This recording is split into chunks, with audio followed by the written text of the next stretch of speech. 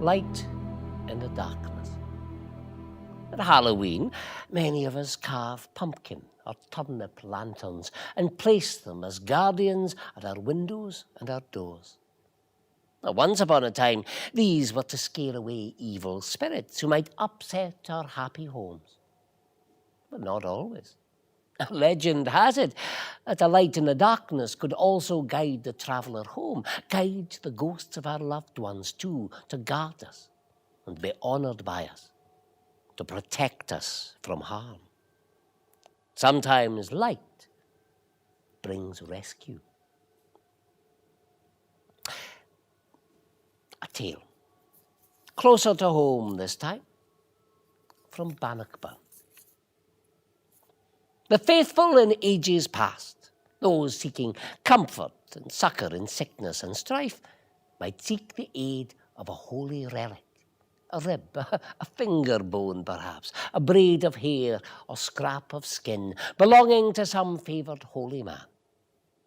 And one such was St Fillan, an Irish monk who dedicated all his days to copying of Holy Writ and spreading the word of God. So fierce was the faith of Fillan, they say, that those who held his relic, his age-browned finger bones, which were said to glow in the darkness, they would be guided by God's own strength in the eternal battle between the forces of darkness, or as we knew them in Scotland in June of 1314, the English. At that time, the bones were kept at the Abbey of Inchmahome, which was fortunately close for Robert Bruce.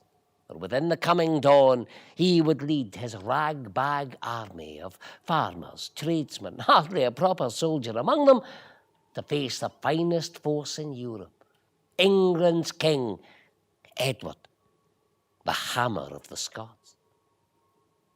Now, Bruce, we know today as a great hero, but then that man was burdened by a most guilty conscience. Not long past, he had been Edward's friend, fought in his army, cast his sword and shield against those same men that now he led. He'd killed too, murdered his cousin, John Cummin, at Dunfermline Abbey, in his path to power, and was excommunicated for that sin. And he was fearful that the people he now led would pay the consequence of his crime, his sin. A penitent though he was sure that his army, his nation too, would pay the price of his sins. He sent word to the abbey. "Bring me St. Fillan's hand," he said, "that my hand might be guided by God's own." But the abbot, well, he was uncertain at this. This was a precious, holy object. What if the bones were damaged or destroyed, or worse, fell into England's hands? And what of Robert Bruce himself? As I say, he'd been Edward's friend. He'd fought on his side. Might he not do again if fortune benefited him from that? No. Action was taken, the abbot told himself, to prevent calamity. Carefully, he lifted the brown bones from their casket and hid them in a secret spot within the abbey. Then, locking tight the reliquary box, he handed it to a lowly monk and ordered him to take it to the king at Bannockburn. And this he did. And the monk told himself as he travelled that Bruce was not quite so reckless as to put a holy relic, something of such power, such grace, in harm's way. He wouldn't want to look at the bones. Surely he'd keep them shuttered away, safe and sound. But no. Bruce not only wanted to look at the relic of St. Fillan, he wanted to hold the bones in his own hands, that their strength might be suffused into his own kingly spirit. The friar begged with the king. He said that it was folly to open the box. He didn't have the key in any case. And at this, Bruce fell into a fury. He pulled his sword. He used the handle to smash open the lock. and the poor monk fell to his knees, sure of what would follow. The king glowered at him. Bruce glanced at the empty box. He lowered over the monk. If one good Scots life should be sacrificed that day because of the folly, the cowardice of the abbot of Inchmahome, then his life itself would be forfeit. The monk's too.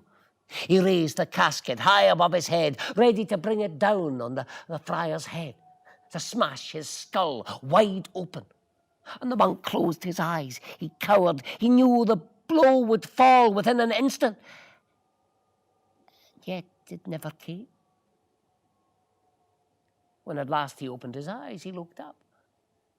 The king still stood above him, the casket in his hand, but a look of puzzlement on his face, as the box seemed to grow heavier in an instant. The king snapped open the box, and there, glowing gently in the twilight on the eve before battle, was the hand of St Fillan. Now history tells of Robert Bruce's great victory upon the field that day, his greatest victory, the thing for which the world chiefly remembers him as King of Scots. But we must ask ourselves a question, my friends. Did he win his battle by himself?